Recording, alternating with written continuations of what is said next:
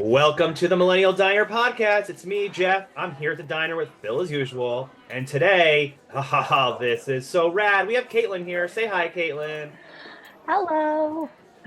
Caitlin, we're so happy you're here at the diner. I hope you brought your appetite because Darla is here.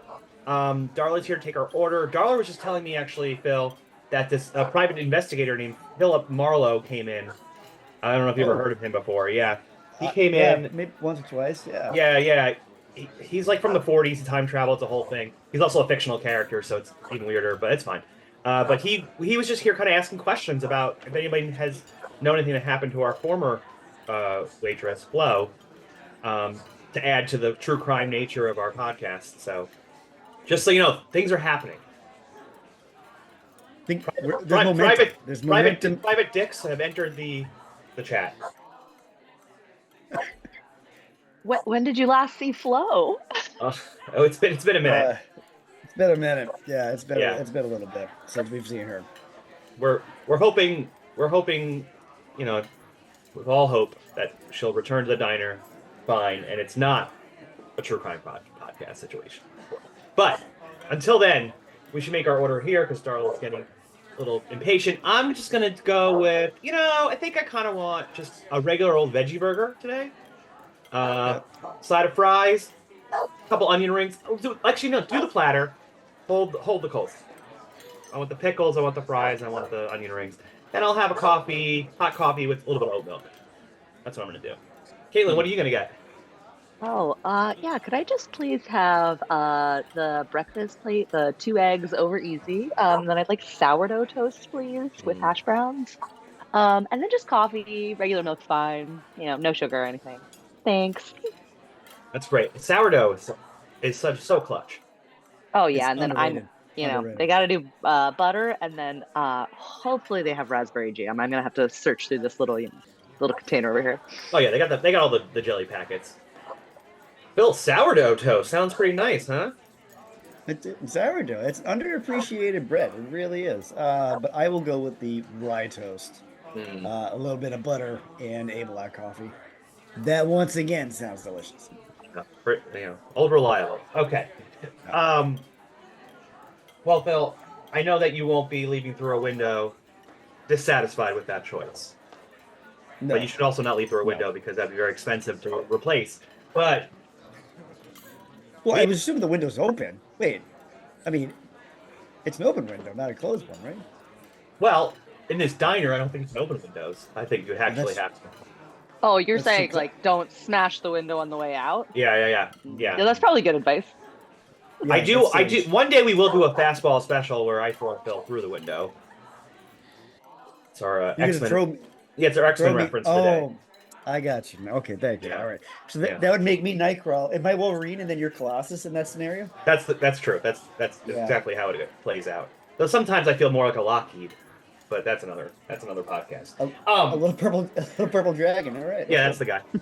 Caitlin, we're so excited for you to be here to talk about this amazing album, Leaving Through a Window by the band called Something Corporate. But before we do that, we want to hear about your story of music and, music, I guess.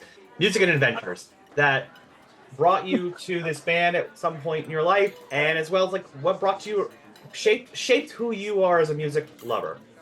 Yeah, I was excited to be here for this one because this was one of my favorite albums. The first concert I ever went to was to see Something Corporate while they were touring with, for this album, and they were opening for Newfound Glory, and I went to see Something Corporate, and so I feel like it really was like a start of a lot of my love of Something Corporate and led to a lot of other music. So very fond place in my heart. Yeah, I love knowing that Something Corporate, who references Newfound Glory on this album. I opened for know. Glory. That's hilarious. I think that's hilarious. Well, it's kind of like what happened where Weezer opened for Green Day during the Hell Mega tour, and Weezer references Green Day in one of their songs. I think it's like nice little happenstance. Not only do they reference Green Day at that concert, Rivers Cuomo knew exactly what he was doing, and he said, "We went to the Green Day concert," and he stopped and let the crowd just throw and cheer. And I was like, "Thank you for understanding the assignment, Rivers." Yeah. But yeah, so okay, so you went to see something corporate open for Newfound Glory. So what other kind of artists and bands that kind of lead you to over the years? Well, something corporate, obviously, just kept following Andrew and Jack's Mannequin eventually. But also obviously Newfound Glory, then I started listening to. I actually knew something corporate before them, and so I hadn't really into them. And then, Taking Back Sunday, Motion City soundtrack. I was looking through all my like that era basically, like that like very dense like 3 or 4 years. And it was just like the era of like Kazaa and LimeWire also. So it was just constantly like searching for one and finding like six more random bands. Looking back at it now, it's like you couldn't just find one band. It like immediately like opened a closet door and all these bands like fell on you. You know what I mean? It was just like it was just so much. They were all interconnected in this like in this scene that at this time left local areas because of file sharing basically and stealing music. Everyone was finding everything and getting it all at once. So it was really exciting. Wild West times before Spotify and Apple Music. Well, it's also like a lot of like you'd get a song and it would say it was by one artist, and then you'd later be like, "Oh, I love that artist." And they'd be like, "That's not by that artist." You'd find out through people Yeah. later. So it's like, as I look back, I'm like, oh, wait, was that actually saved as another band on my computer, apparently? I always thought that was by this other group. Oh, it's not Martian City soundtrack. Oh, that changes everything. You're like, oh, I've got a something corporate song saved as a hello goodbye song. What's going on here? Why? What?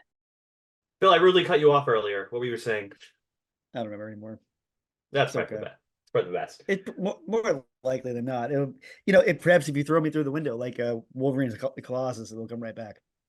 All right. Well, we'll save that for after we eat, and maybe after we Eh, pay the bills. They don't tack that on. Uh, all right, Caitlin.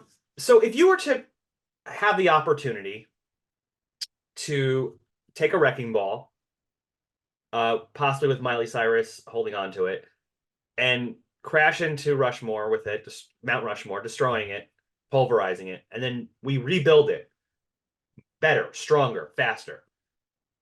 And instead of presidents, you get to put bands or artists on there. Who would be on your futuristic new Mount Rushmore? Well, I really took this question as the like in the mindset of the something corporate era. Like I was saying, I was really like revisiting my like early 2000s Mount Rushmore for this, and what was like my ones I would just always listen to and can like say the words over and over again. So one, I put something corporate on because I feel like this album is actually like one of the ones that like I just was having so much fun rereading the lyrics on these songs. And then Taking Back Sunday and Motion City soundtrack. And then I put Sugar Cult because I feel like it was someone who I like got really into again in this era. And I was looking back at albums. I haven't not listened to them in so long.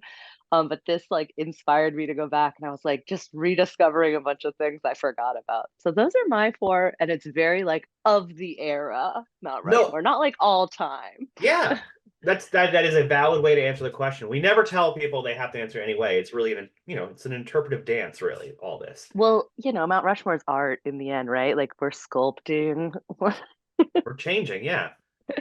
You know. It's like the MySpace era. I love every second of this. Yeah. Yeah, no, but Yes, the MySpace era. That's a great way to put it. and all these bands probably exploded because of MySpace, and it Mhm. was yeah, but they're all very it's interesting. They're all very well, especially when Motion City soundtrack is there. I'm like, oh, they're all very neurotic. But no, maybe just Motion City Yeah. is neurotic. But they're all a little neurotic in their own way. Yeah. But Phil, did we have someone else recently have a sugar cult in their top? Sugar Cult popped right in my head. It wasn't, I don't think it was this year. I actually think it was last season, Hmm.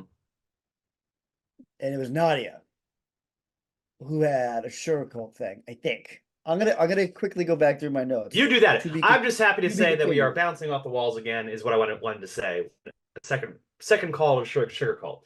So that's awesome. Well, Caitlin, of these bands, and maybe not something corporate, since we're probably going to listen to something corporate songs very soon. And Yeah. maybe not Taking Back Sunday because we've already done an episode of them. We're doing another episode of them this season. Spoilers, everybody. And maybe not Sugar Cult. If you could pick a song from any of these other bands that play on this podcast, who would you pick? I'm sorry, that's really rude of me. I kind of am forcing my agenda here, but I take it back. What any song you want from those bands? No, let's do it. Let's do a Motion City soundtrack. Yeah. Which Motion City soundtrack song would you like to hear right now?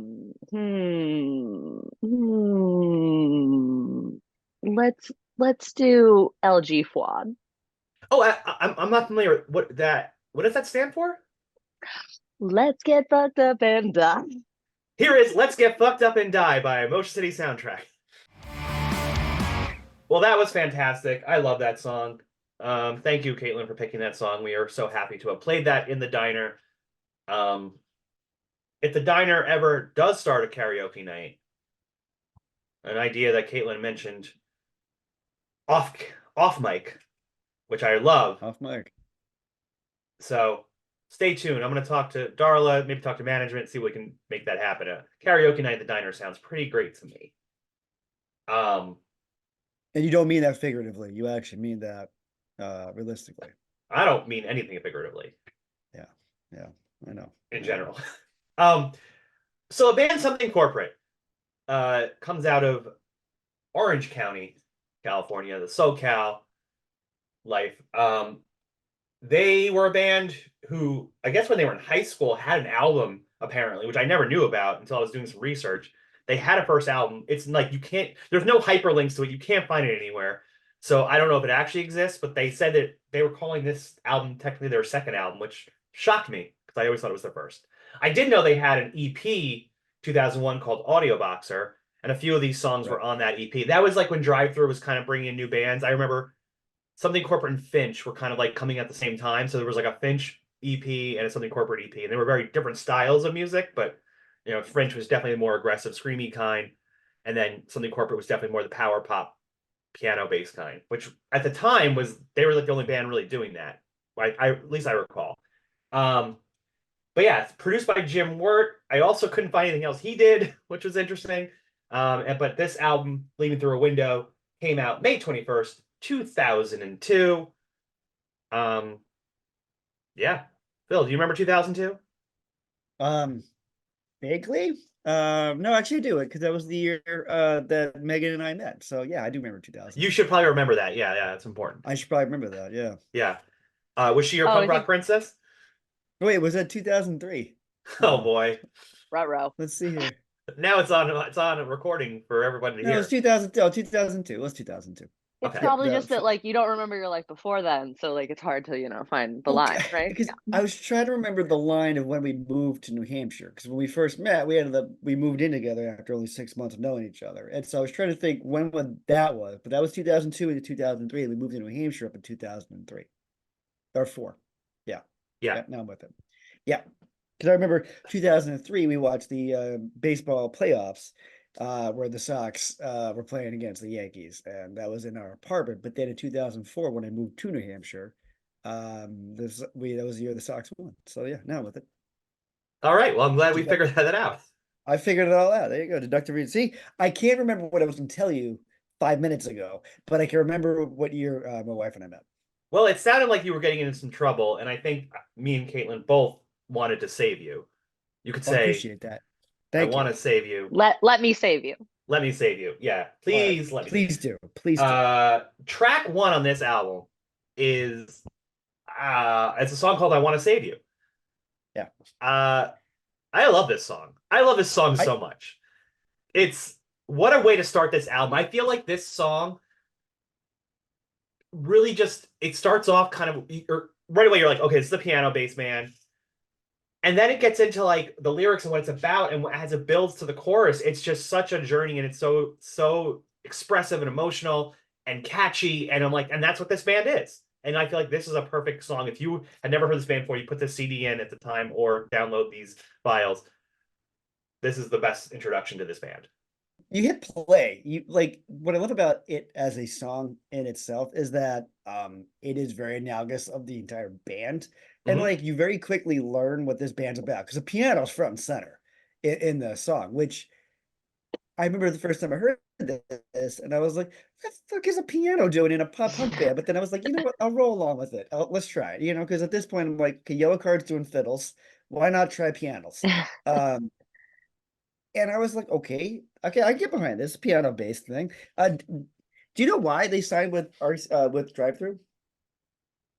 Uh, I'm not sure, but mention that drive through. This album was a drive through NCA deal, right? It Right, was one of those right. where like drive through put it Hmm. out, but MCA is I'm putting it in all the stores and all the hot topics and all the borders. Right. Yeah, yeah. They got the distribution through MCA, but one of the reasons why Southern Club signed with Drive Through is because of the ballads. Drive Through had done ballads before, Hmm. and so the corporate thought, hey, and that was cool. They did ballads because I mean, Southern Corporate's very a ballady kind of.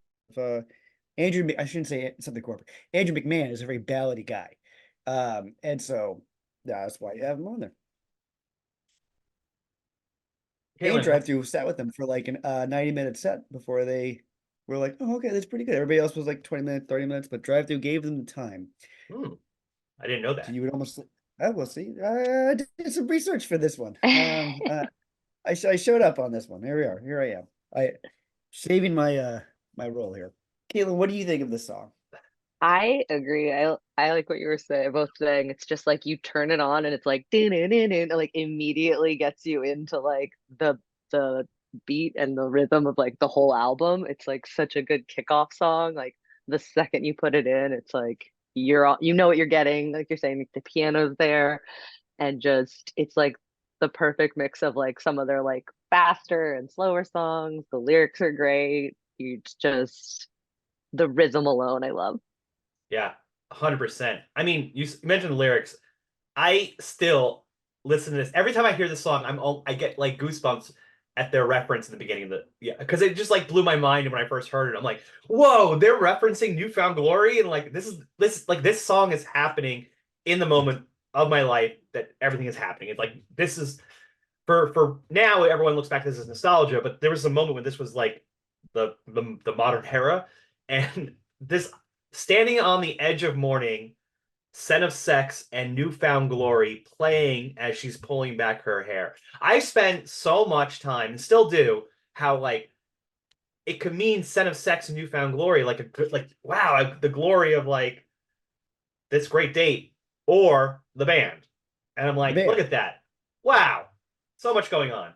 But no, I love It's this opening so much. And it just set the stage. Like, oh, these are I guess these are characters who live in a world where they listen to Newfound Glory.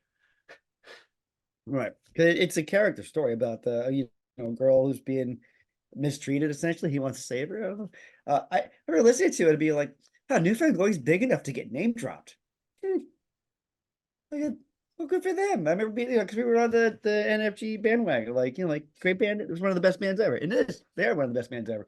I was like, wow, name dropped. I love it. Here Well, we they go. were they were they were the drive-through band, right? Like they were the one Yeah. that like I think that I imagine the NCA deal with drive-through was probably partially because of Newfound Glory a couple of years before this. So it made sense. They were kind of like the the head dog at the table. Do dogs sit at tables? I don't know if that really works, but I said it anyway. Um, I'm sure there's a multiverse somewhere where dogs sit at the tables, and I think we're okay with that. They're playing poker. Oh They're yeah. listening to Newfound yeah, Glory. Yeah. yeah, yeah, as they do.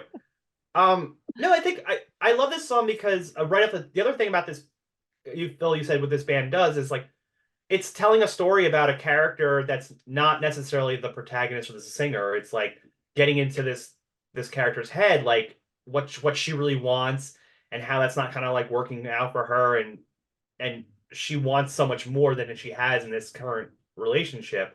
And then we have the narrator of the other voice of the singer character who's coming in and be like, I want to save you. I want to be that person.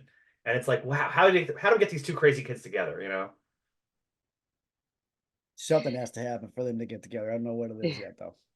Yeah. And I think it's a good point also you were saying, Phil, like it's like, yeah, it's a story. Like these are all stories. And again, it like sets up for the rest of the album because like so many of the other ones are just like these stories of like some person and then the singer going back and forth and like it's again, you get what you're gonna get into for the rest of the album. Yeah. Well, I- and Go ahead, you Phil. get one of the main themes. You get one of the main themes of the entire album in the very first song, which is that kind of saving you from that loss of innocence kind of thing. Very Catcher in the Rye. That Yeah. kind of runs throughout the entirety of the album. Yeah, you can't be in Kavanaugh Park forever, Phil. That's what I always say. No, Oh, that no, reference you will gotta. make sense in a little bit. Don't worry. Don't worry. For Is those that a? listening, Is that a? I feel like that should be a new phrase. That should be a new saying we say. what? I'm gonna, I'm gonna do that more often. You can't stay in Kavanaugh Park forever. They can't stay in Kavanaugh Park forever. All right. But we can't, and we're not there yet, but I think that we absolutely have to save this perfect album opener. I Want to Save You. All right. Well, that's, I dare say, a perfect first track on the album. The only thing that you could do to make it even better is to have a perfect second track on the album. I mean, really, that's all you need is a perfect second track of an album. And Jeff, do you think you have a perfect second track on this album? I certainly do. This is a fucking banger. I swear to God, this song means too much to me. God. You know, I was thinking a lot about Taking Back Sundays, actually, Tell All Your Friends, because to me, Bike Scene is one of the best songs on the album. That's the second track. And then this, spoilers, I think this is one of the best songs on the album as well. And it's the second track. And I think it's a really like that 1-2 combination of an, especially back when CDs were a thing and you were just listening all the way through and you couldn't just like make your playlist or whatever and jump around or what do you call it? You mix it Skip. all up. Skip, yeah. Skip? Random, just put it on random. Oh, Shuffle. Shuffle, right. yeah. Shuffle. That's the word I was looking for. Wow. But yeah, so yeah, the 1-2 punch here, and actually 3-4 I punch was on this like, album. I'm looking ahead. Yeah, yeah. This is a heavy front of an album of like just But I think amazing songs. but it's interesting too because their sound, Phil mentioned it earlier, his reaction, like, you can't have a piano in a pop punk band, and he threw it out his window, and he's like, maybe I'll give it a chance. And he got out of his car and got the CD back and wiped it off, put it back in the CD player. I've only thrown one CD out a window. That's dangerous, Phil. Were you driving while doing it? I hope not. Legally, legally, you don't have to answer that question, I guess. Was it a free legally. AOL trial disc? No. Were you in some kind of Mario Kart race scenario and you had to get King Koopa off your tail? Did you throw backwards or forwards? It was definitely a sideways throw. I remember being in a car. I was driving parked and I was listening to it. I think it was August Burns Red. Is that the name of the band? Anybody? Oh, I know those words, but not in that combination. I don't know them in that order. I've said them know. all before. Yeah, I'm trying to remember who it was, but no. And I was like, "This is crap," and I took it out I ejected it, whoosh, sent it on its way. Yeah, kids today just don't know the feeling of getting a CD and like hating it, and throwing out your car window, which we all did at one point in our lives, apparently. That's traditions. Jeff, I feel like the theme of this particular episode is throwing something against near a window. Through a window. Seems to be the theme. Yeah. It's verb window, and then there's an object in there. Yeah. But let's say, Phil, your reaction is like, oh, this piano, that's weird for a pop punk song. And then like you're kind of like, oh, maybe this isn't your regular, this isn't a pop punk album. Maybe this is something different. Maybe this is just pop, whatever. And then you have a song called Punk Rock Princess as your second track, being like, whoa. Before you think that we're not punk or pop punk, let's find out about this romance that the narrator is trying to have happen with this punk rock girl that he or she admires from afar. He's not as cool as her. Mm-mm. No, maybe he is, but in his mind, he doesn't think he's as cool as her. Yeah, they could be cool. Like they get to the point where I could be your garage band king. There's like a potential. There's a potential for it. Yeah. But there's such a distance between the two, and again, it's another situation where I feel like they should get together. Plus, the punk rock princess, garage band king. Jeff, did you know this was originally a ballad? It was slow. Was it? Yeah, Oh, I didn't I know that. could see it. I feel the like it original probably was intention was a like, ballad. Yeah, you're talking about punk rock princess. You need to amp it up. You're a garage band step it up. king. Like, come on, be a garage band king in the song. Well, I did also, that brings up, I found it interesting. I always thought that Andrew McMahon wrote all the songs, but in this research, I realized there are a few songs on here that the lead guitar player, Josh, I believe his name, right? Yeah, Josh Yep. Partington.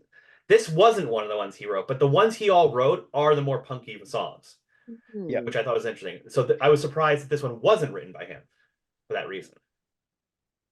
And since we touched upon that lately, I'm gonna throw this out there. The whole episode's about throwing things, so I'm gonna throw this one out there. I think his three songs make a little story. Oh, well, I'm very excited to hear about that. I bet. All right, so punk rock, but back to punk rock princess. It's like nearly a perfect song, dude. Like really. I love how he comes in that first verse, the way he's like, there's this kind of like, I don't know, like coyness to how he's singing it, like really setting the mood for the explosion that's going to happen when we start pop punking out. Well, maybe he's trying to like, I don't know, like trying to show her how cool he looks, like by the way, because it sounds like it does. He's trying to sound. It's funny you said that because now I'm thinking about it. I'm like, it sounds like he's trying to sound cool, Yeah. like just wait now this way he's singing it, and then like it's I had this like horribly gimmicky emo, like he's like up at that kind of like lurking on that stage to trying to look really cool and to like reel her in with his love song for her, which is really all this is. It's just a love song. It's Yeah. fantastic. I love it, like builds. It's this whole like maybe we could do this. Maybe this could be a thing. And then it explodes of like, you'll be my princess, I'll be the king. Like it's like goes from like maybe to like, and this is what we'll do. And it like builds. And it's like, this would be what we could be. And then it goes back again to like maybe when, maybe, and then builds again each time. And I love the like maybe, like we would do all this. Maybe we would do it like if the time's right, if the moment fits. Well, yeah, 100%. And then if on that he eventually gets to the end where he's like, not only like maybe this could happen, it's like you could be my heroine. Like you could save me. Like I will save you from the Oh, last song, but heroine is nice. I you're my hero, right? You're gonna save me. And it's Yeah, it's really not heroin the drug. no. No. Well, I always wondered maybe you could in the chorus, if you could be my punk rock princess, I would be your heroine. Hmm. Is I think that's the drug heroine. I'll be your high, right? Yeah. But then when he's saying you could be my heroine, it's not just a high, it's like you're my hero, you're gonna save me. Right. That whole thing. I also like how you could tell me why you just don't fit in and how you're going to be something. So even though this our narrator doesn't seem as cool as the punk rock princess that he's admiring, it sounds like she doesn't feel comfortable with it. Like that's why she's punk, right? Like she's like I don't fit in here. Um this is why I'm so punk and I, you know, flat iron my hair It's and like whatnot. what is it? Was it Ghost World? Yeah. Like Ghost World were what are the who was this? Thora Birch, Yes, thank you. I couldn't remember Dora Birch. She was like Enid. walking around. Yeah, she's wearing her leather coat, and the other one of the side characters like, "Oh, you're so punk rock." And then when she said that, it was immediately what popped in my head. Yeah, I feel like we need more Ghost World indie type books nowadays. Yes, we do. And this is a good time for me to say I love Ghost World, one of my favorite movies. Everyone should watch Ghost World. I own it on Criterion Blu-ray. Of course you do. Of course, I'm not surprised. Not in the slightest. What's so special on the? Is there anything extra on there? Yeah, there's like good interviews, and it's based on the comic, so they talk about that, the Daniel Clowes comic. It's great. It's worth it. Oh, okay. And that All movie right. is phenomenal. Um, but you know what else is phenomenal? Listening to Punk Rock Princess. So here is Punk Rock Princess. Track 3. Well, just when you think it's time for a break from awesome songs, nope, not on this album. You're gonna get I believe their first single actually on this album. First, that's right. Yeah. First single. Woke Up in a Car. Originally named Woke Up in a Van. Well, that makes a lot of sense because I always thought it sounded like the we're in a band, here's our song about being on tour.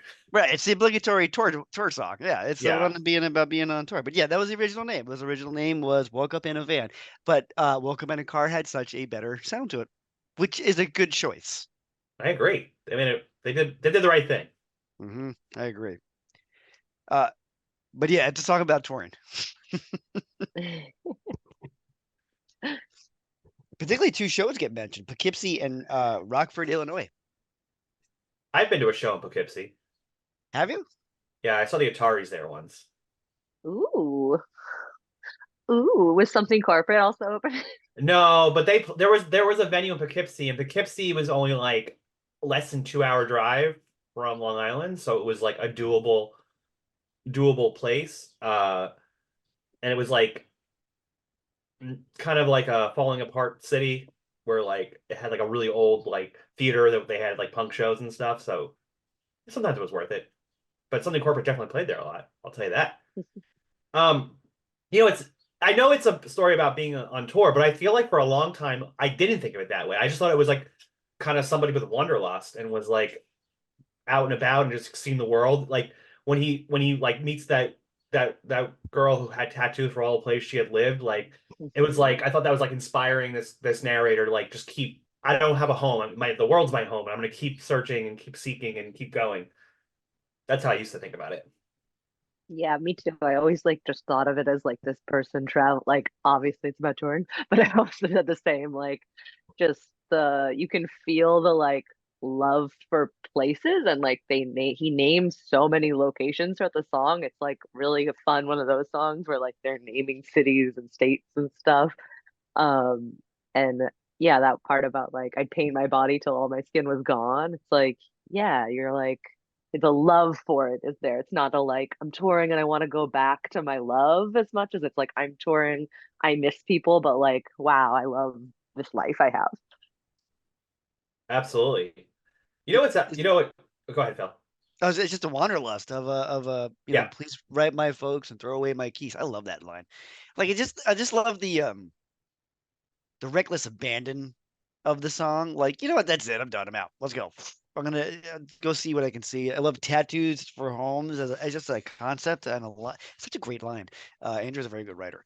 But that's mostly what I love about the song is the fact that it's got this feeling of like, yeah, because I remember being like 22 and when this came out, I've been 22, but wanting to like, I don't know, adventure, travel, go see the world, side quest. I don't know. What do you think, Jeff? yeah, I agree. I was gonna bring up what I also find interesting is oftentimes there, and I'm sure I could name bands like the Yellow Card has this. I think Starting Line has it. A lot of these bands had songs yearning to be in California, Mm. yearning for the be. You know what I mean? And what's fun about something corporate is they are SoCal kids. So their wanderlust is Poughkeepsie, and uh, go to the Mississippi. I don't know, like Galen, as a SoCal uh native, always curious how I always felt like California for me was always a destination. Like that's where I like needed to get to. I always held it like that way. So like Yeah. what did the Californian kids think about in that sense? So like we don't have to go anywhere. We're in the best place.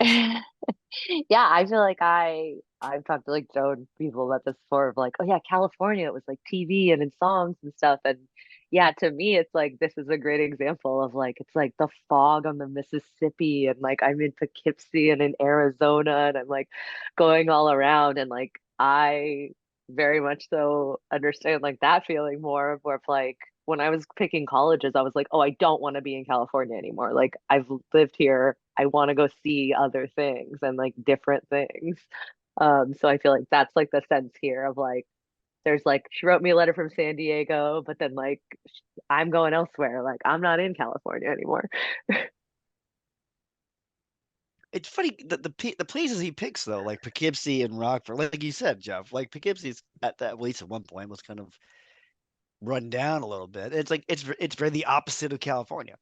Mhm. I feel like it's like college towns too. Like to me, it also Yeah. reads as like Yeah. we're going on a college tour. Like I'm really young and I'm going to all these college towns and bouncing around and playing music and like you're just getting to like experience your 20s and like music and the United States in a really like cute way. Like, but it is very like old, like I caught a train and I'm stuck and like it's not like I'm flying around living a cool life.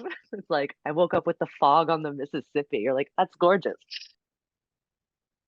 And I of always love course, that line. Yeah. yeah. Yeah. And of course, starts the first place they wake up is New York City. Because if there's one thing that's like, I imagine getting out of California, like New York City is like the Oh opposite of, yeah, the big city. yeah, the Big Apple.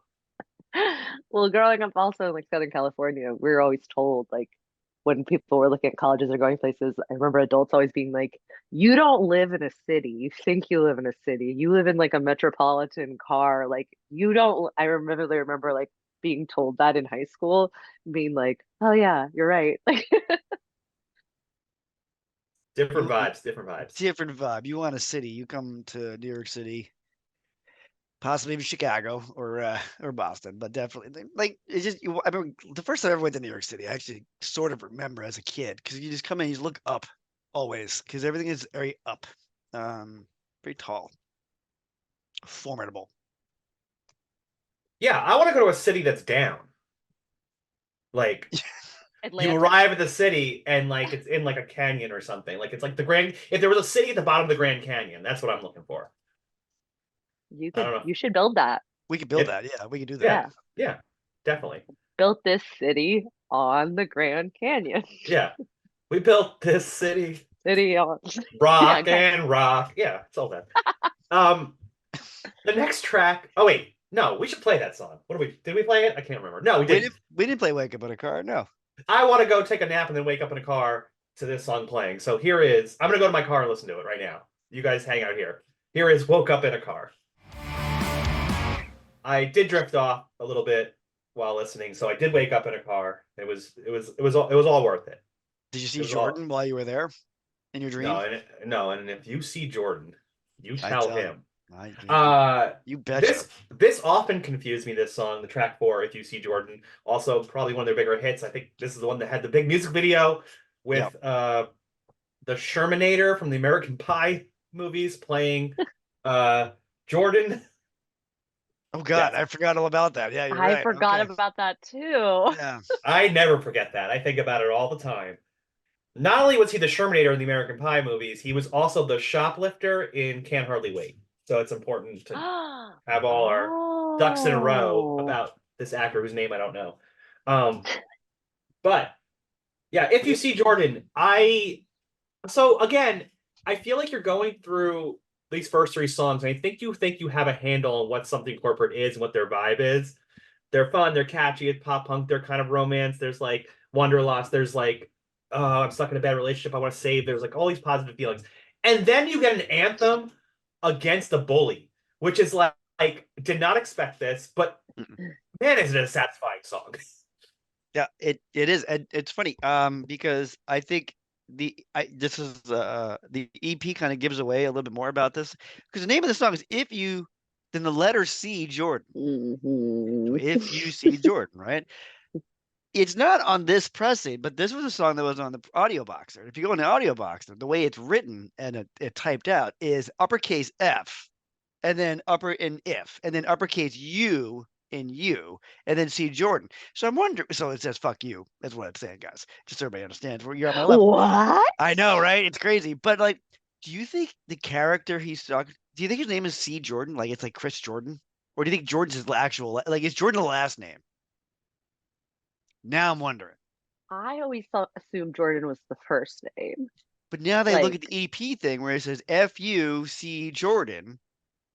I'm wondering if yeah, like Jordan's the last name. FUC Yeah, Jordan. I Yeah, guess. yeah. Or you Fuck mean like Jordan is like, Michael B. Jordan, yeah, Michael Michael Yeah, Michael C. C. Jordan. Jordan. yeah. If you Michael C. Jordan, Well, I hope he's not talking about Jordan from Newfound Glory because that'd be bad. Well, I'm the thing, Make things awkward. but Phil, the problem is when this came out, And I heard that first track. I'm like, well, they clearly live in a world where there's Newfound Glory. Is this about Newfound Glory's Jordan? It wasn't. It was just, hi, Jeff. Yes, multiple people can be named Jordan. It's true. Um, Yeah. By the way, sidebar on this. Did anybody see a couple years ago the new what's the Looney Tunes basketball movie? Oh, Space Jam? The new Space Space Jam? Jam. I don't know why I couldn't think of the name of it. Yeah, did anybody see the new Space Jam? I did not. I might have sat while my children watched it. Look, I don't remember it being very good. Nothing. I mean, it was fine. It was good. I feel like it got some hate. It did. Yeah. But there is one joke that they nailed, and it was worth it for me for that. And I'm going to ruin it for everybody right now. So if you don't want to listen, take your ear. Spoiler alert. Spoiler for the next minute. Basically, the team Spoiler is alert for a movie that came out 3 years ago. the Looney Tune team is down and out. LeBron James, they're all losing to the Monsters. It's really bad. And they said, "Don't worry, Michael Jordan's here." And they all get really excited because Michael Jordan's returned. They're like, "Oh my God, he'll help us. He's the one." And the door opens and it's Michael B. Jordan. Michael B. Jordan. And they're all disappointed by him. And he's like, "Oh, it's really good. It's really good." Anyway, he's a good actor. You shouldn't be sad about. Well, they were hoping for the greatest real, player. Yeah. Not the real one. They're both real Michael Jordan. What's basketball Michael Jordan's middle name? Michael A. Jordan. I don't know Michael Jordan's middle name, but Michael Air Jordan. Yeah, I'm gonna look it up right now. Michael Air Jordan. Yeah. Oh Anyway. wow, guys! It's Michael Jeffrey Jordan. Oh, great, great middle name. Is it Jeffrey with a J or a G? J. Michael Jeffrey Jordan. All right, so damn right it is. Michael, if you J Jordan. Anyway, back to the song. Right. It's a story. It's a bitter anthem. There's this kid who tormented him. Don't like me. Yeah. The other thing we need to talk about this song, and we talked about this on our episode of Jack's Mannequin, and I'm going to bring it up again. Whatever reason, there is nothing more satisfying to me than when Andrew McMahon says "fuck." 100%. It's just like, I don't know why, but I don't know what it is. Cross his bands, cross all his music. When he says "fuck," I just feel like maybe because like his voice is so unassuming that he would say "fuck," and it always comes out like, "Whoa, we just took this up a notch." It sounds like he's got this kind of kind-hearted, innocent sound to him, and then because when he says it, it's very emphatic, like he means it, and I'm here for that always. But like excellent use of the word "fuck." It's amazing how well he says it. It's the best part of the song. It really is. Because the music even breaks for a second, so you get the full attention of the word. It's amazing. Well, also the emotional journey of the song. Like we're going through all these things that he does, and he sucks, and he's mean, and like, get away from me. I don't want to see him. And like it's building. So you get to that final chorus. I feel like he's earned this "fuck you, Jordan." It's like, I don't know. It's very satisfying, as I said earlier. Well, it's also that when you're listening to it, you're like, oh, like if you see, you're like, oh, okay, oh, is this? Oh, and then like he drops that, and you're like, oh, okay, yeah, it was. Like a little satisfying, like in case it hasn't been clear enough. Yep. Let me put a finer point on the end of the song. And they'll slap at the end. He's like, I don't care if you dye your hair, you'll always be a little redhead bitch. And I'm like, I love it. That's just, good God. I like really just love it. I love it. I love the pettiness of it. Because like for Jordan, like high school's it. Like it's like that's like and he's like, dude, high school's over, man. Like if I did my research right, it was written while he was a senior in high school. They wanted to fight over a girl. But it's like, dude, high school is over. This is such a high schooly thing to do, and I can't wait to leave all you people and go find other people to not like. I just want to say, like, in this emo verse that we were in, or some of us never left, there's so many like petty songs or spiteful songs about relationships going wrong. It's nice to have one against a bully.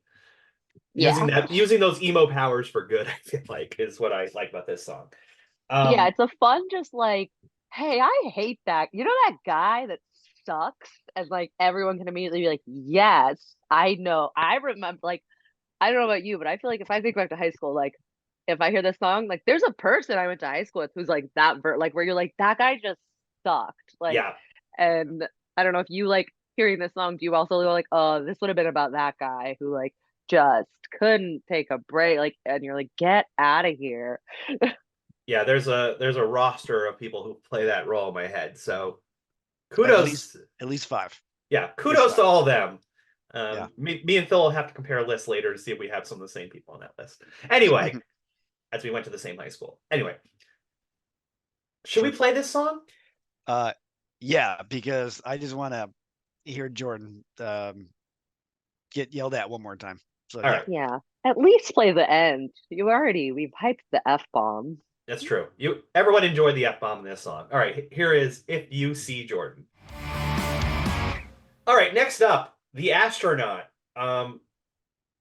In the course of Andrew McMahon's writing career, space and comes in a lot.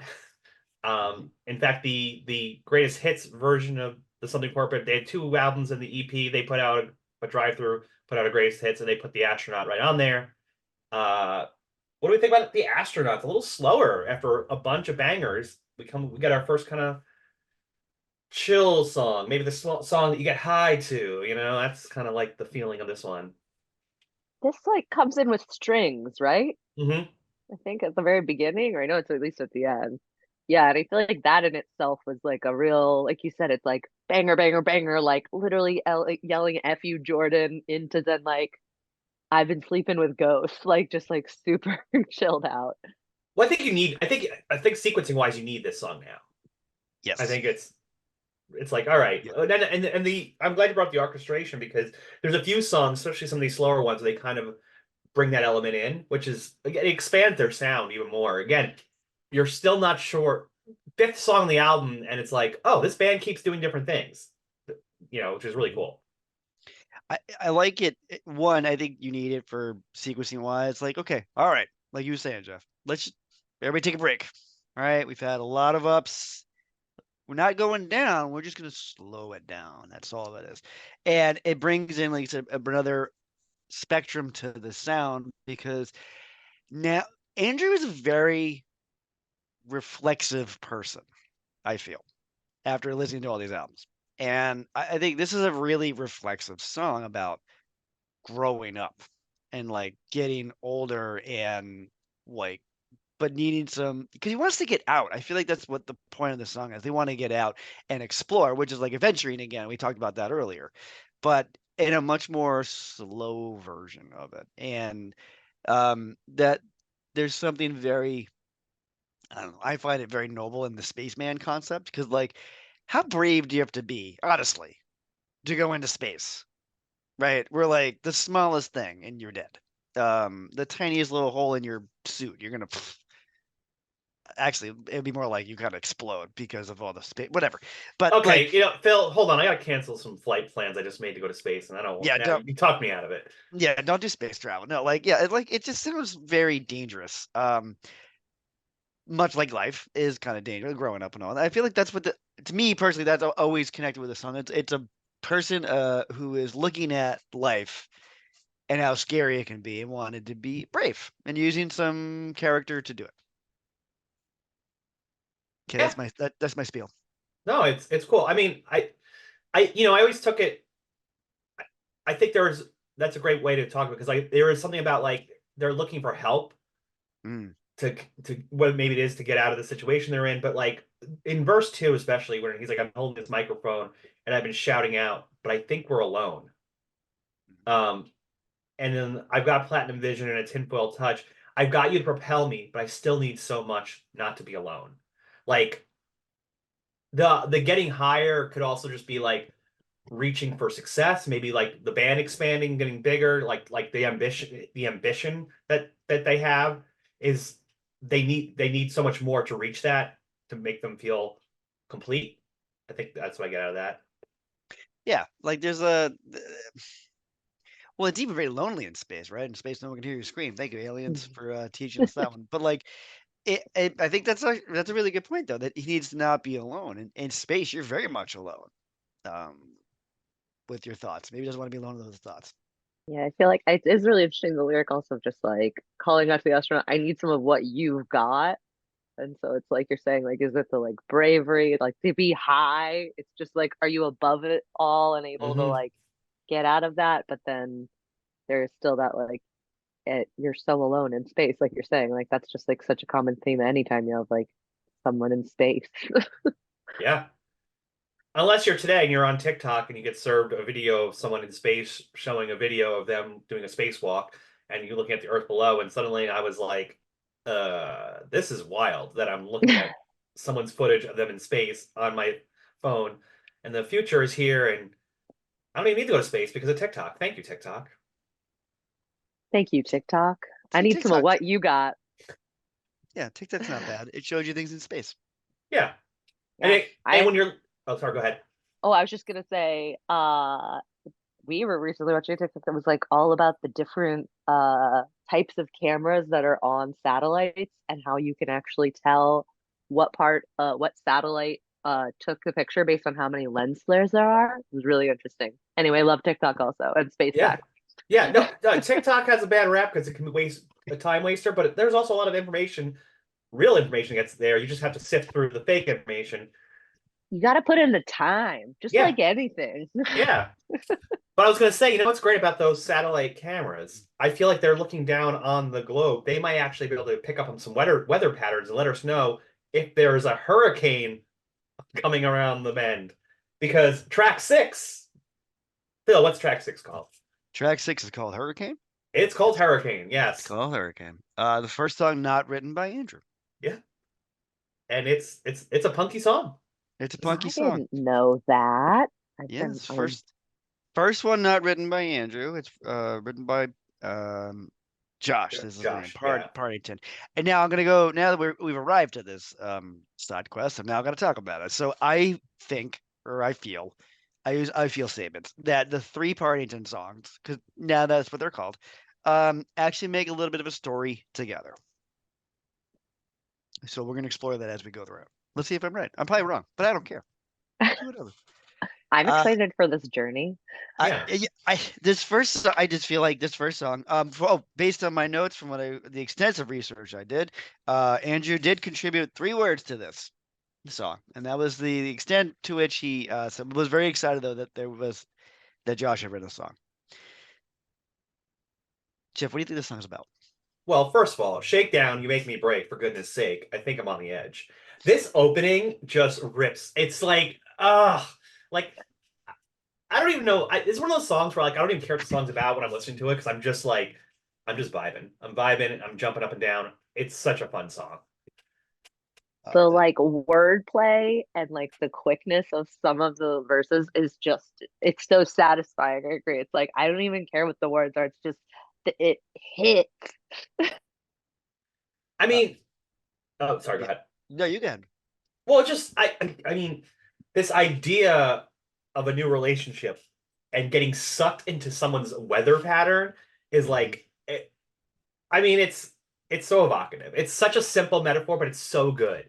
And like, so don't say these currents are still killing me, like, but the wind went and pulled me into your hurricane. Like, you're meeting someone, you're getting to know them, and like you're getting pulled into their whatever in their orbit, and in it. But when it's a hurricane, that's a violent, terrible storm. So it's not like a good thing that you're getting caught up in this. Right, and if that's where I think the start of that kind of first off, that's where the start of this relationship. Which I think all 3 songs add back to basically the length of a relationship. However, pause on that because I do want to bring up with your baby's breath, breathe symphonies, come on, sweet catastrophe. God, that's such a good. The writing on this song is, but it's so good. I love the parallel between they have 2 very good writers. So. But Jeff, you had brought up you gotta get sucked into the storm that is hurricane.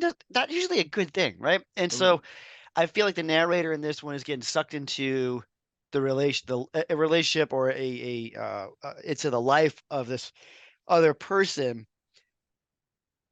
And I think it's kind of like analogous of the relationship that they're in. It's like this big gigantic storm they're in. I mean, because it's like a hurricane could be all consuming and just kind of level leave a mass destruction behind it. So I don't see it as a good thing. I agree. I love the part. So there's the one part that says, "The world moves faster than I knew, not fast enough to not creep up on you, and the space we put between." And then, so pull me under your weather patterns, your cold fronts and the rain don't matter because the sun burns what I needed. Like, I feel like that part is so good of like, the world moves faster than I knew, not fast enough to not creep up on you, and the space we put between. So, like, they're trying to put some distance between each other and like have a healthy, not all consuming, destructive relationship. And then it's like, but then he gives up and is like, just pull me into your weather patterns, your cold fronts in the rain. It doesn't even matter because like it's worth it to go through like your cold front. So it's like you're being distant, you're being mean, whatever. It's all worth it. Like pull me in, and it's like yeah, like you said, Jeff. It's like such a simple metaphor, but like just done so well. Yeah, no, yeah, you nailed it. Like that Mhm. part that you just talked about is it. Like that's the song. It's like that's the journey. It's like yeah, I got an umbrella. We're fine. Let's just do this.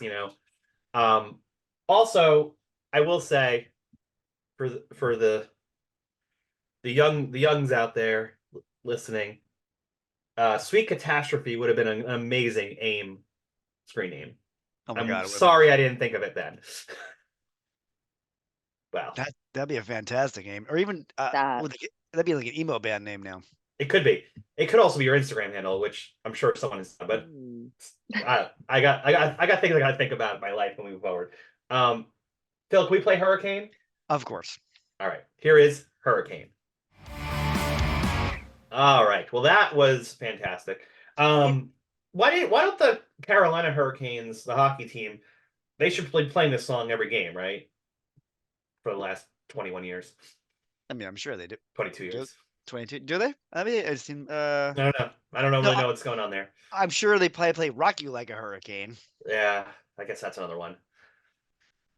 You know what? It's a really nice day out, Jeff. Perhaps we should go to Kavanaugh Park. Oh, Kavanaugh Park? Yeah, Kavanaugh Park. This is like a bit we're doing. Kavanaugh Park. Yeah, Kavanaugh I Park. It's used like to sit alone, all alone in the dark there, and dream about where things like at Kavanaugh Park. at Kavanaugh Park. Yes. We kind of teased this one earlier. Uh, Yeah. I believe this is closing side one Yes, of I the album. think you're right. So you get a ballad song to close it out. This is the childhood innocence song, like wanting to be back where it was once safe before we started experiencing the world, right? Right. One of my favorite lines is in this song where it's talking about the dude. He's like, "Man, that kid made fucking up look cool." I mean, it's just I knew people like that, in high Yeah. school, and or hell, even nowadays, I still I know people like that. I'm like, wow, I don't know, man. They're making mistakes, but at least they look cool doing it. I mean, really, I mean, it's such a good line. It's such a good line. I'm always drawn to like this in the second verse. At Kavanaugh Park, where you used to take me to play in the sand and said to me, "Son, one day you'll be a man, and men can do terrible things. Yes, they Yes, can." they can. Like, Mhm. like, fuck. That's like a heavy thing because like one, who is it the dad saying it? He says son, but sometimes like anybody could say son. But see, to me, it's like it's a grown man who's done terrible things and has regrets and is warning him like you kind of can't avoid it. Like you're gonna do terrible things because that's just what being I a I man or also is. I was gonna say I also read it as like that. I feel like a lot of his songwriting is like, not fitting in. Like the whole thing is like, I'm different, I don't feel right. And like, I've always read that part as like, he took me to play and said, son, one day you'll be a man and men can do terrible things. And like, yes, they can. And then it cuts to, there was never any place for you to be truly happy. So it's like, he's like, yeah, men do terrible things and I don't feel connected. Like, and it's horrible. And like, I don't relate to that. And like, Hmm. I don't want to be a terrible man, Yeah, like that sensitivity of it of like I learned early that like men do terrible things, but there was never anywhere for me to be totally happy. Like I don't fit in with that. And like masculine a sense of masculinity that he doesn't want to be a part of. yeah, I agree. And then yeah, he doesn't want to be a part of it, and it's like this idea of he repeats this phrase, especially in the bridge, like "never do change." Some things never do change, and like it's almost like a wish. Like I don't want to change into this. I don't want to become an adult and have be a miserable person or whatever it is they're trying to avoid. And the park allows that feeling to remain there. Well, even that sometimes I always yes, but some things never do change. We all need like a place to go, right? Mhm. And maybe as he's gotten older, there's another Kavanaugh Park somewhere, another version of it that is a place where they can go and feel safe-ish, happy-ish. Let's go with happy-ish.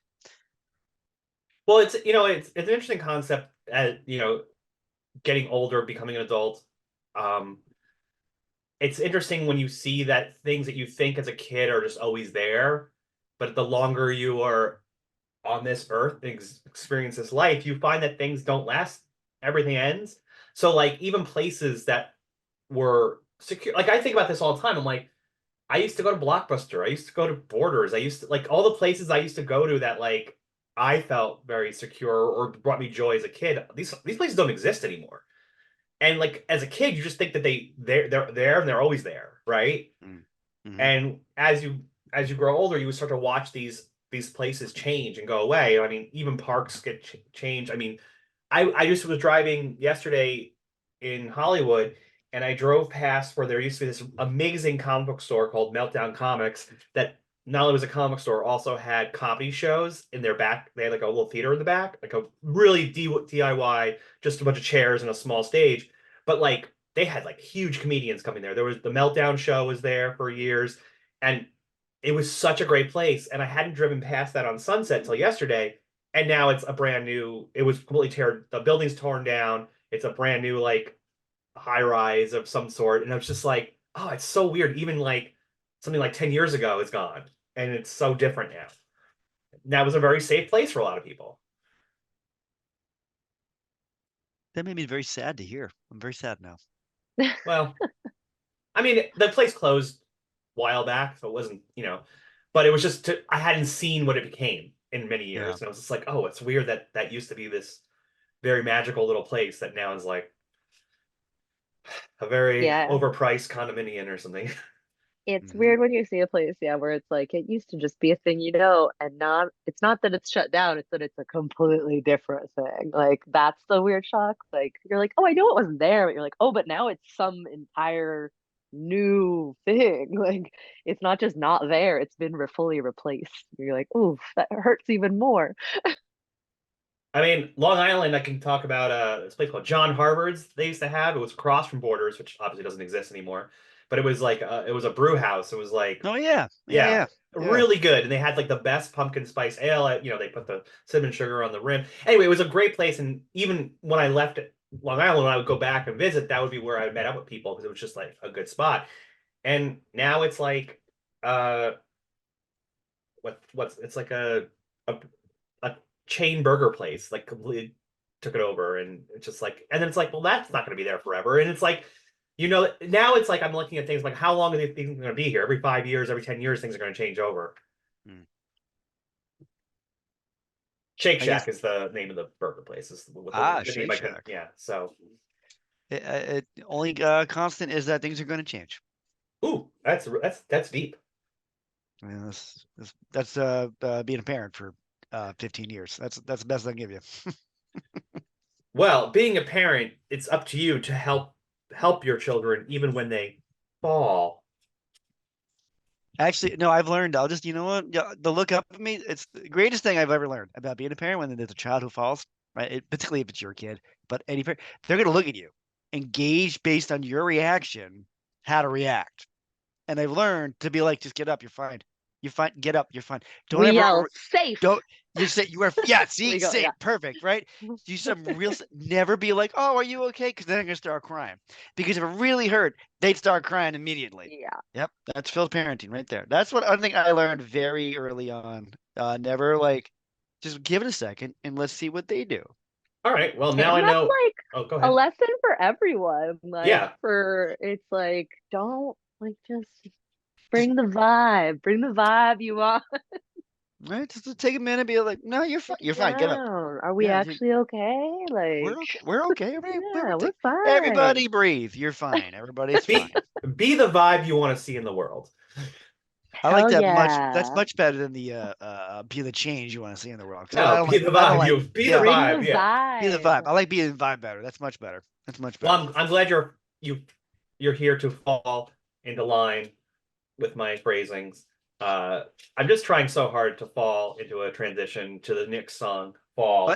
it's perfect. No, you did a great job. It's perfect. Because we're gonna fall into the next song, which is aptly called "Fall." It's part two of the Parrington Trio. That's a Partington. I said Parrington. How about Partington Trio? I like that better. So we're in the second part of the story, where he's with the girl now. Like he's been consumed in with the girl. And then I want to hear what you say. What do you want? I want to hear what you think, Jeff, on this now. I mean, I feel like if he thinks it's going well, but I think it's starting to fall apart. Yeah. Yeah. It's I don't want to feel this small. I just can't handle it all, so I fall. I mean, I falter when the music stops. There's some struggles happening here. Yeah. I think that's where, because he's like the last. If I follow this through, he got sucked into the storm of the hurricane, and now he's kind of like he's really in. Now he's kind of like, oh, this was kind of maybe like kind of fun. I don't know, maybe some fun about danger. There is. Let's be honest. But now that he's like really into it, he's like, I don't know about this, and he's like kind of falling out of it now. Culminated with the third song later on. But yeah, that's what I got. Oh, I muted. I was gonna say it's also like you're saying he's pulled in, and then I read like fall as like if you're reading the lyrics, it's sort of like he wants to fall in love, but he Right. can't. Like it's not actually like he was pulled in, feels it, and then like is now like waiting to feel like the comfort that comes with it. Like, okay, I'm gonna give into this hurricane. The love is worth it. And now he's like in it, and it's like, I don't want to feel this small. I don't know if I can handle this. Like, and there's even the part of like, how can you ask me to stay when all you ever do is go? Like, so it's like this realization of I'm not actually falling in love. Like I'm in this and I'm falling into it, but like I don't this doesn't feel good. No. Well, no, and he says on that, he's like, "You watch me as I stall. Like I Yeah. want to fall, but I can't, and I don't know what's going on." Like he just like can't, fully commit to it, which is good that he's realizing this now. Yeah, we'll see how it plays out in your trilogy. It's not good, but I can tell Hopefully, you well. that. Oh, it's not No, good. it's not good. Spoil alert. It's not going to go great. No. But the Well, relationship seems to be working so well. yeah. Yeah, These I two mean people. anything So that starts stable. off it's so stable, as combustive as a hurricane is. It's going to end really well for everybody. It's going great. It's going great, guys. Well, I'm glad you said combusting because combustion is very important for our next song called Straw Dog. Singular straw Yeah, dog. because I will say, I must have around the time that this album was on constant rotation for me. I saw Peck and Paw's Straw Dogs with Dustin Hoffman, which is not what this does not connect with this song at all. That's a No, movie about violent revenge. Um, but nonetheless, it always pops in my head when I hear this song, Straw Dog. But what is Straw Dog, Phil? it's a ceremonial object in China that is a substitute for a living dog. It's also figuratively something discarded after use. Mm, mm, mm. Hmm. So would you say it's kind of like something that represents like a ceremonial object you burn to signify the things that in life will eventually burn away? Yeah, Everything will burn away. So this is kind of everything burned away. yeah, Yeah, cool. That's a good lesson there. I like it. We both did homework for this one. I appreciate that. I appreciate that very much. I just also want to point out that now that we're on a Something Corporate album, that Jack's Mannequin has showed up on this album. Oh, Like, this is such a Jack Mannequin song, yeah, right? definitely. It definitely is. Yeah. Like this is like there was like two others I noticed where I'm like, mm-hmm, yeah. There's two more coming where I'm like, mm-hmm, yeah. This is a Jack's Mannequin song. I Do mean, you good. no, do you think it's because he names the girl in this one and like feel like in Jack's Mannequin he There's always drops a lot like, more names and like this yeah, one it's like suddenly Jessica is very much front and center. maybe. I mean, it could be because there's a name to it, but it's just the song, the way it's structured, the way it's built, the way it's sung, everything about it feels very could be on Jack's Mannequin. It could be a song done by Jack's Mannequin. The opening part, especially the like Mm-hmm. The more I step into the sun, the more I step out of the light. Like I feel like that is like Light. such a Jax man. Yeah. It's just this whole song feel like you can see where Jax Mannequin comes from on this album, and I think this is the first song we actually get it. And it might be because he names drops Jessica, Well, she's covered in a blanket, you know. obviously Well, on a Sunday porch, obviously. Yeah. well, I mean, a couple things. One, when it's about it seems like Jessica used to be really into partying and you know seeking whatever she has to find. She doesn't have a flame. She prefer to burn out like a torch. At least she knows she's pretty. But then maybe it's coming to an end now that she has to like change now. Like she's at that point in life where like there's chemicals in the clouds, the straw dogs are in the street, things are changing for her. It does seem like there's a change, a loss of, I don't know if it's innocence or whatnot, because the line that always kind of bumps out, like pops for me, and this one is always, it makes no mistake that these villains always get the girl. I'm like, it's Jessica, I think is the girl, I think, and that I don't know that. How come the narrator never gets the girl? It's just the villains do. But Well, I do, yeah, no, the save you comes back because he does use superhero again. Like, what yeah. does it take to be a superhero in my world? Make no mistake that these villains always get the girl.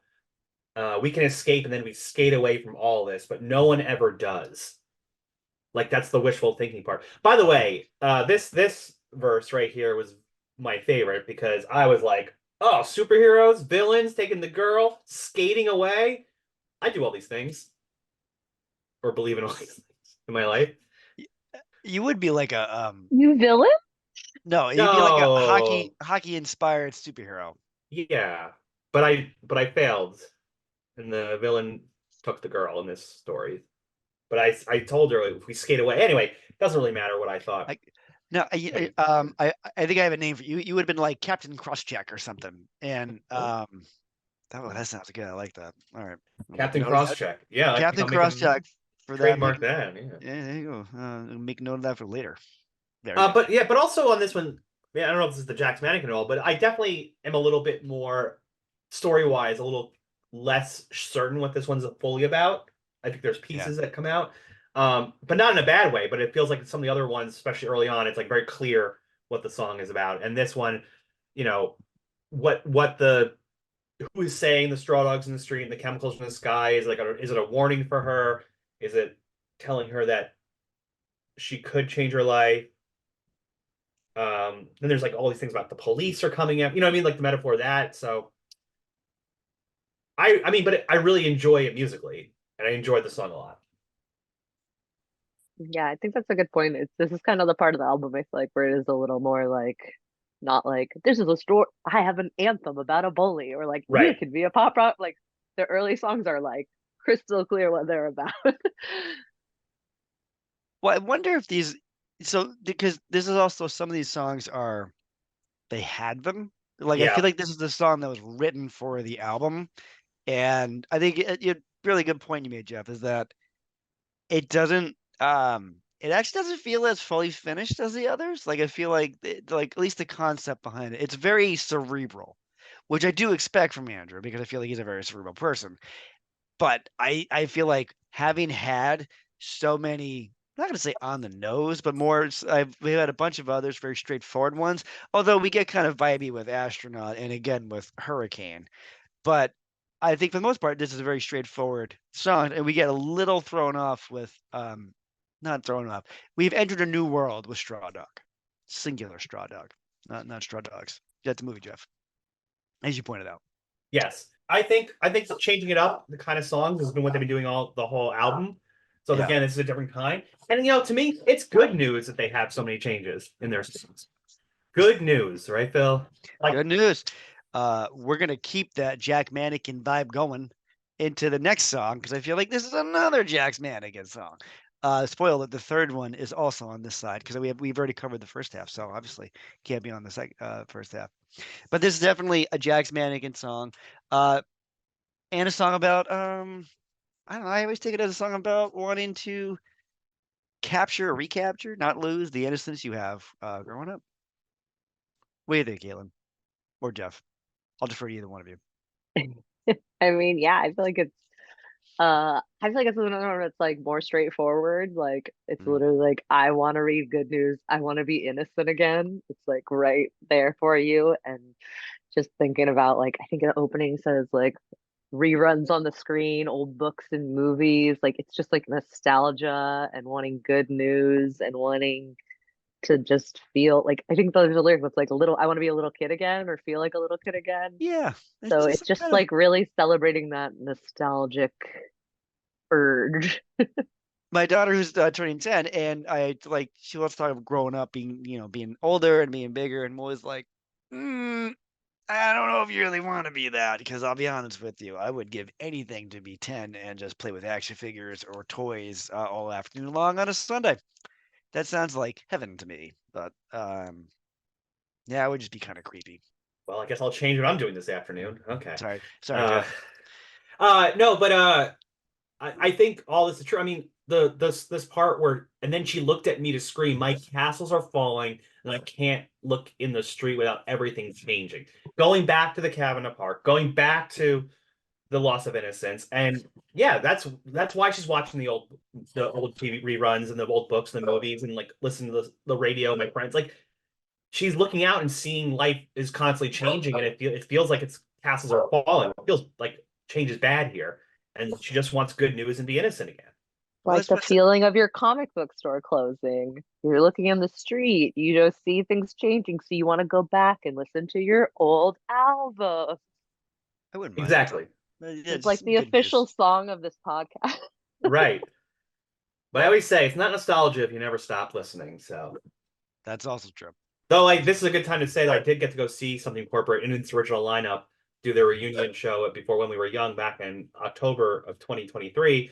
And let me tell you, I hadn't seen them in almost 2 decades, and it could have been 20 years ago when I saw them. It was just the same. It was everything was. I mean, everyone looks a little older, but like, it was so wonderful to hear them play again. Did he And bring out his daughter? I've seen that he like brings his daughter out to play on some of the songs now. no daughter for the show, but it was more about just like having the whole gang back together, Mm. which was really cool. And then what also very important, they played Constantine in its entirety, which is really what I needed. So nonetheless, good news. Track 10, track 11. I got some bad news for sobriety Yeah. because we have Drunk Girl. Drunk Yeah. Girl is track 11. Um, this song. So it's funny. The second half of the album, I feel like it's good. I think the first half is better. I'm not gonna lie. Yeah. Oh But yeah. then No. Drunk Girl is buried here in track 11, and I fucking love this song.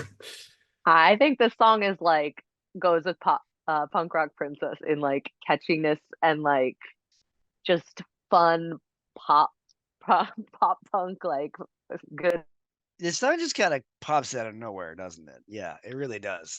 Jeff, I agree with you on your vibe, your feelings of the second half. I feel the first half is much better than the second half. I'm also going to go one step further. I don't know why there's 14 songs and not 12. Just going to throw that out there. I just always was like, this feels a little long, Well, right? Phil, it's funny But you then, say that, but we'll circle back that later in the show. But I have a okay, similar thought. okay. Because I just, I mean, it's like, and it's not even, it's like 14 minutes. And each song is like 4 minutes long. It's like not even so. We're going. I've listened to BR song again. Once again, folks. So I'm a big Bad Religion fan. I've always and they'll do 15, 16 songs, but they're like 2.5 minutes. Anyway, yeah. So here, this like little pot. Oh, go ahead, Jeff. You look like about to say something. Oh no, I just but here we have what I like is this confessional, this Yes. song of like because and like I appreciate so much that this is a character who like what I always took from the song was and I don't I from life experience and seeing this where like you have feelings for someone and they're a little drunk and you're kind of like, well, and this character is thinking that it's like, well, I kissed this person, but they only kissed me because they were drunk. They didn't kiss me because they have the same feelings I have for them. So it's like this really empty, awful feeling of like, I wanted to kiss this person so long and now we did, and I don't even know if they're like if it mattered to him or I was just a warm lips in front of them if they were looking to kiss. And he doesn't shy away from it either. Like, he's Mhm. honest about it. He's like, yes, I did. I have done this. Mhm. Guilty. That is what I did. And like, it's the realization. Yeah, it's like you were saying, Jeff. The realization of it is like, but I could have been anybody, and that's really Mhm. sad. And then like, it just again, it connects with this overarching theme of, I don't know, growing up and realization. What is it with us in the early 2000s? All these punk bands that were doing all these like realization about how difficult adulthood is, and yeah, it's not fun. But like, that's what this song's about, realization. Like the album is about, going like, wow, that is not how I thought about it. Like the rose-colored glasses have come off on this one, which really connects to like half the songs on this song about just seeing things for what they are. I also like the And that's sad. Oh yeah, it is sad. It's very sad. It's But sad. I was saying I like the specificity. Speci. The specifics of it, You got it. you got it. You got it. But you know what? Take a You got breath. it. Come on. Yeah. Let's follow the show. Let's follow the show. Take a breath. Bring that vibe. Let's go for it. Specificity. Of There you it. go. All right. See, just take a minute. There we go. I went to her house and everybody there was gone. Her little cousin just passed out on the lawn. So I took this, and again, this is like maybe if, like, I know from growing up, like there would be like some families would have these like crazy all huge parties in like, and you'd go there, and like my family wasn't a big partying family, so my friends who did have families like that, I remember going there and like literally seeing that, like aunts, uncles, cousins, everyone is drunk, passed out, and it's like, what is going on here? So I picture it's one of those kind of parties that this narrator is showing up to. Like his friends are like, or her friends were like, you got to come here, it's so fun, and guess who's here? It's her house or his house, so you got to come and like shoot your shot. And it's a mess as soon as they get there. It's a mess. It's just a hot mess. I also just love that it has another like him yelling in the middle of a song. The like, do you even remember? Like, is such a good like high point. Yeah, and it's like cathartic. It's like, oh yeah, do you? Because like, yeah, because in verse 3, like going back to like what Phil you said earlier, like he's very confessional, he's very upfront about it. Like he kissed her and then he was like, this isn't right. Let's save this for another night. And she's like, no, no, no, no, no. I know. Everything's gonna be The just no, fine. no, no, no is so good too. The Yeah. like, no, no, no, I know. Yeah. uh and like, yeah, it's all into it. I think it's a really fantastic song that really gets into this very specific circumstance. And it's cathartic. Do you even remember? Yeah. I think we've all been in a similar situation at some point, you know. So it's It's a bummer. It's a thing. It's a bummer. It's a bummer. It's a bummer. It's a bummer. Yeah. But this song is not a bummer. Though the outro with anybody else, I could have been anybody else, is kind of a bummer. But nonetheless, we should listen to it. Here is Drunk Girl. Unfortunately, Drunk Girl really was drunk. It was what it seems.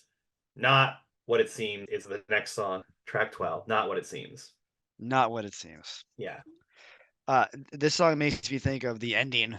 Spoiler alert to The Sun Also Rises. Wow. Gonna really reference some newer material, and how it's just pretty. Isn't it pretty? Cutting edge literature commentary from Phil here. Just from me. Here it comes. Yeah, no, the ending of the book where Brett says to Jake is that basically some beautiful rose-colored thing that could happen, and Jake's like, well, isn't it pretty to think? And like that, I feel connects back to this, where it's like, yeah, it's not what it seems. It is what it is like the point of the song. It's just what you think it is. So like maybe perception reality. Was that what this is about? What do you think, Jeff? Yeah, I mean, this is more of a slower downer song, just vibe wise. It's I mean, I think this line here, and now he's turning off, and now she's shutting down. It just, things aren't going well here, and not what it seems to me. It can be like, not what it seems is like this relationship isn't what it should be.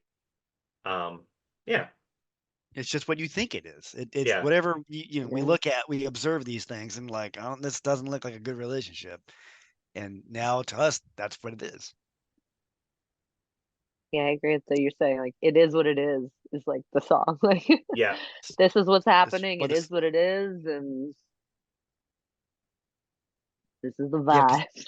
this is the vibe. It's not what it seems. Nothing the same when you give it away. No, it's not what it seems. It's just what you think it is. It's And it just is like kind of funny. It's sort of a repetitive song, I think, more than yeah, any of the others. Like it's just kind of over and over. Like it is not what it seems. It's not what it seems, and it's sort of like that's what the subject is too. Like it's just like, and it's not what it seems again and again and again. It's like, yeah. I feel like it's a song that they were like, we're gonna add this one because there's a good feel to it. It's very vibey song. I don't. Yeah. It reminds me a yeah, lot of the early work, right? I don't think this one's finished. I think it needs yeah, to go back in the oven at 400 for at least 10 more minutes, and then at that point, it might be more of a complete song.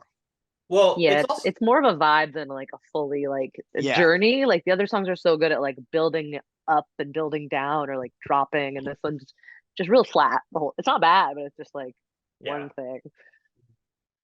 Uh, it's also like interesting, and we talk more later about sequencing and what we would keep and not keep down the line. But yeah, it's more of a slower downer. But I think not what it seems. The next song, "You're Gone," kind of does this feeling even better, yeah. and it works so much better. So like track 13, the penultimate track on the album, "You're Gone."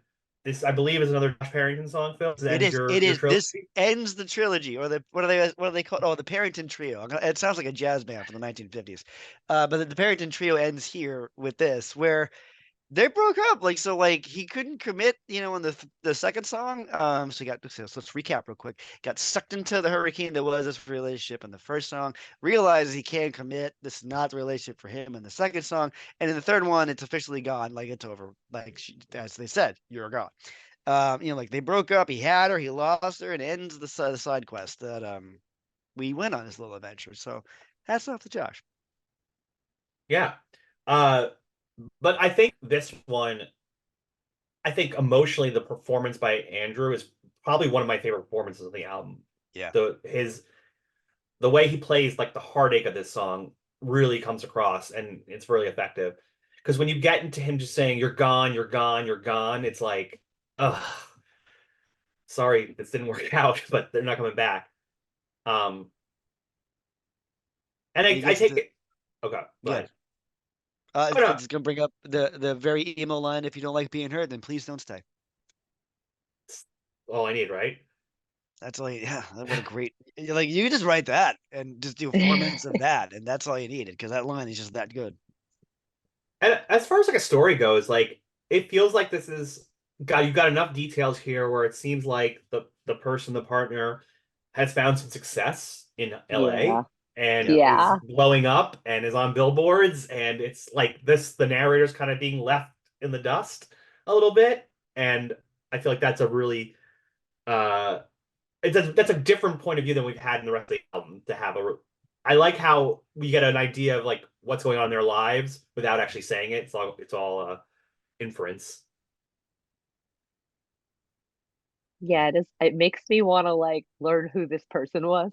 Like, Yeah, yeah, it's like you're on billboards, a phone call from LA, like all these different things. You're like, wait, who were they? Who were you dating? yeah. And then it's also interesting when you're putting this with the hurricane, then too, of like, oh, is the hurricane also just like the chaos of like an industry or a person who's in a interesting world? Like Could if be. you put these together, like, oh, I was pulled in this hurricane of like success and things and all these talents, and then spit out. Yeah. So it happens when you date someone famous, I guess, right? But a never phone date, never, call. never date someone famous. Well, I mean, less. The heart wants what the heart wants, Phil. So, That's true. That's uh, true.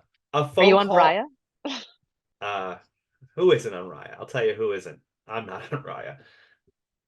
Uh, yeah, they. I failed the application process. So it's fine. It's fine. A phone call from LA is my present. Ugh, so brutal. That's all he gets, or she That's all, gets. that's all they get. Yep. Yeah. Uh, you know what? I think we should play You're Gone. Let's do it. We have come to the final song. The final song on Leaving Through a Window. And what song is that, Phil?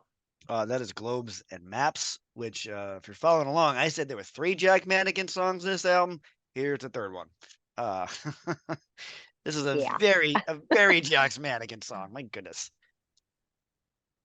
You actually can see this probably could even close out everything in Transit. Like, honestly, this could have been the closer of that album. Well, it certainly fits with Transit. Get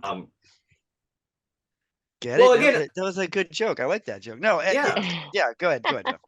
No, I mean, I also like coming back to, reminding us that this is being written and sung by people in a band who are constantly traveling and never home, and the struggle that brings. I think globes and maps are all around me now, but I want to feel you breathe me.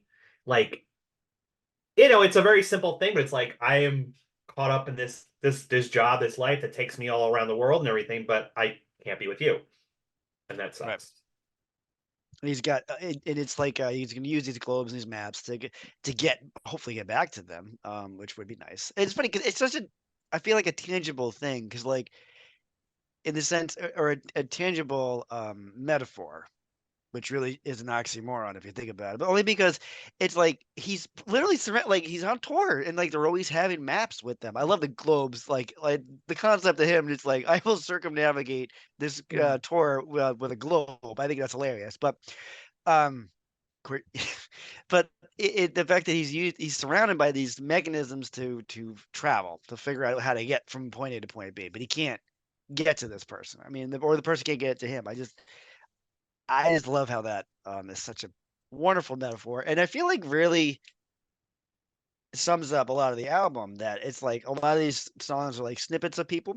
The second half of the album is a lot of snippets of relationships of people, and like there's always seems to be, and you even saw it with Punk Rock Princess. There's a disconnect among the main characters, those who are in the relationship.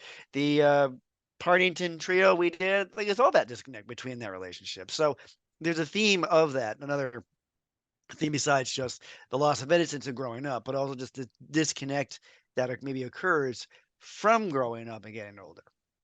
I don't know.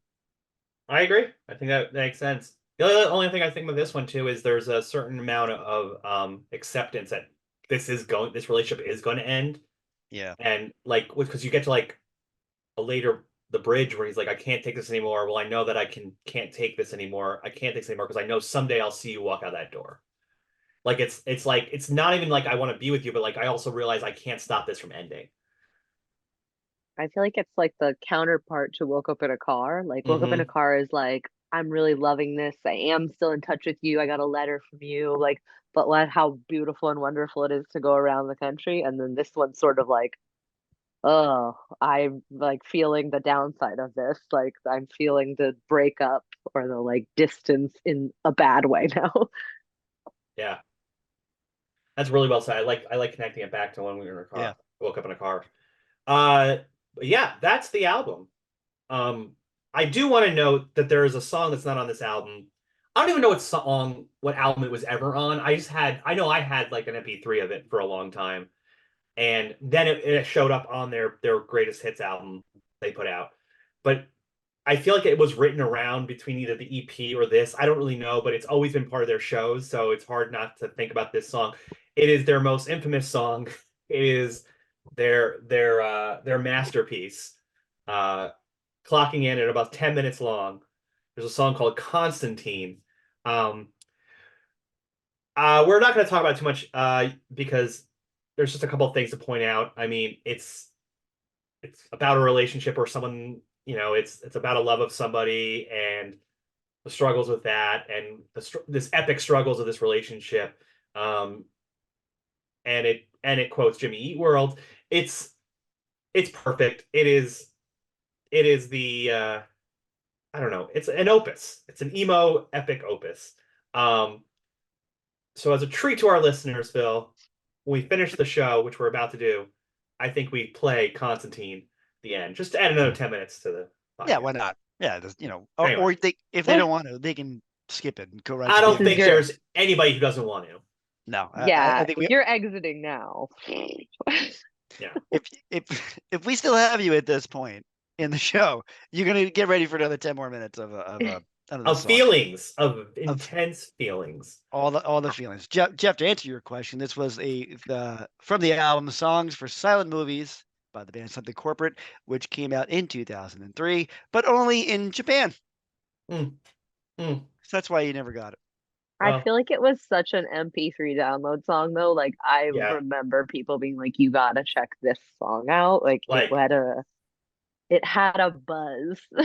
well, I got to see them pretty early on around this time. They were doing like I guess an industry showcase, and I got like tickets to it in New York City, and it was like me and like 50 people. It was like it was really just an industry showcase thing, and they were only playing like a half an hour's set, and they basically were like, can we play this? Can we play for 10 more minutes?" And they played Constantine, and I was just like, I didn't expect this, and this was amazing. So, but yeah, but at the time it was the secret song. Like you could only illegally download an MP3 of that song, and it's the only way you could hear it, or if they played it live. But Phil, do you have any questions? Yeah, I do. Okay, let's go. All right, so we have finished the album. Again, leaving through a window. Hopefully an open window, not a closed one where you'd have to go through the glass. Jeff, I want to know, what do you think is the best song on this album? The best song, Phil, is Punk Rock Princess. Caitlin, what about you? What do you think is the best song on the album? I love Hurricane.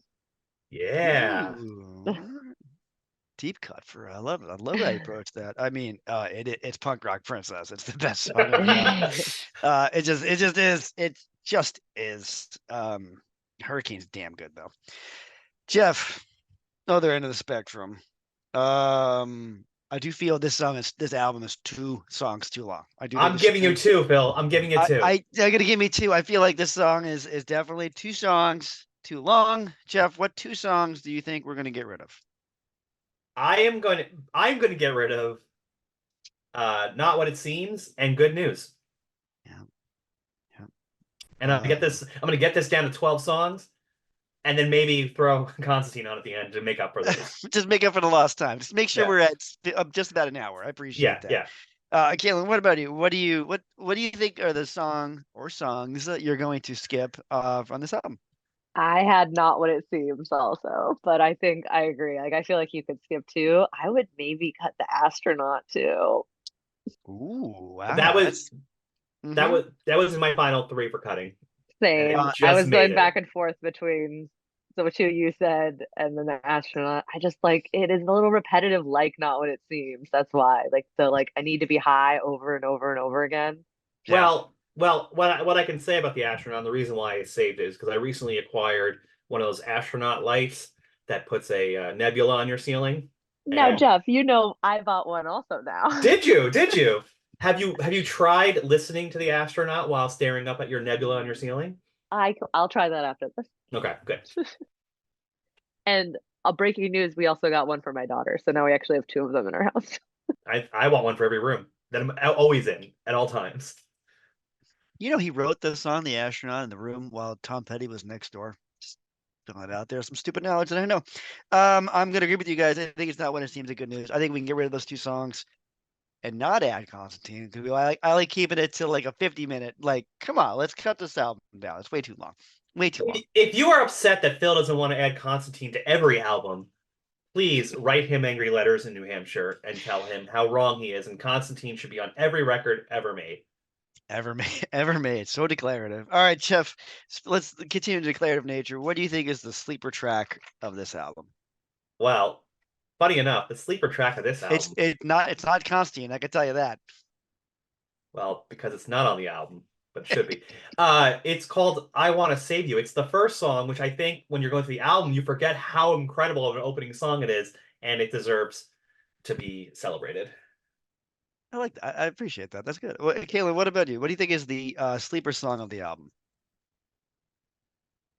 I was having trouble deciding on which one for this because like I agree with you. Like I want to say these are great like sleeper, but it's the first song. So I feel like it's not a sleeper because like it sets the tone. So I But actually if it, said, but I was gonna say, oh but if yeah. it's ignored, then maybe that is a sleeper. What were you gonna say? Now that I saw you, you're going somewhere. So where are you going? What do Well, we? I was gonna say that actually like globes and maps at the end, I feel like is a sleeper that like ties back to the beginning.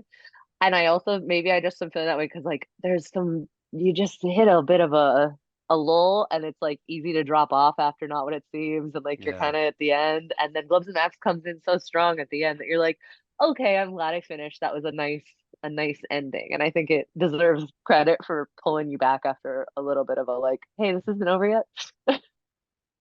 I love that the two of you went one for the first song, one for the last song. I think And are you that's going really. right in the middle? I'm a few songs in. I'm not right in the middle. I was actually now looking back. I'm like, can I change it and make it the middle? But no, I'm not going to. Well, I could. I could make it Hurricane, but no. I was actually going to say Woke Up in a Car, and because I think it gets buried, even though it is the lead single, it gets buried between Punk Rock Princess and Jordan, and so for that reason, I think it's all like forgotten about as a song.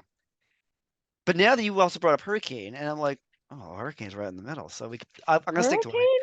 Hurricane Yeah, is really good. I feel like maybe I should have made that my sleeper because I'm like, it doesn't get enough credit because it's around so many other really like it's really yeah. right in the thick of it.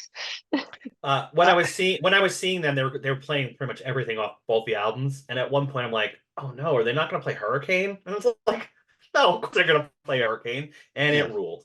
in a row. So sick. I'm gonna keep to Woke Up. The integrity of what I want. I have some honor. We'll go with Woke Up in a Car, but perhaps Hurricane should be listened to again.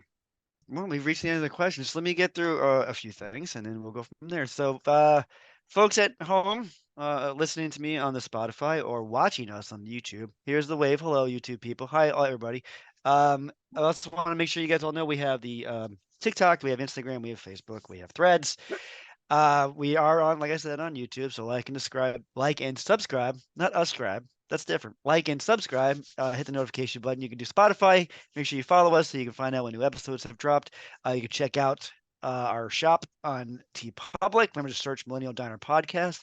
I am currently wearing the Screw Beagles T-shirt, which is the limited edition shirt, but this is only up for like a hot minute. So if you got it, you're in. If you didn't get it, I'm sorry, you missed out on one of the wonderful things that came out of the early shenanigans that was the store on TeePublic. I think most of the stuff. Actually, no, I say most. It's all. So all the stuff, all the designs we have up on there, made by our executive producer, my wife Megan, who also recently has opened up her own store now on Etsy. So I'm going to drop that because we need to talk about that. So she has her own store now on Etsy. It's called Still Turning Out Studios on Etsy. It has a lot of let's see, I guess yeah, she does stuff for a show she likes, which is called Miss Girl and the Duke. If you watch that show, go check out her stuff. Also, she is now getting into the world of children and infant musical act shirts. For example, there is an AFI shirt and there's also a Misfits shirt out there. So go check it out. Still Turning Out Studios on Etsy. And us on I like both those bands. you do like both those bands. You might actually have even seen those two particular images that have made their way. So now they're available on Etsy. Go get them, have some fun.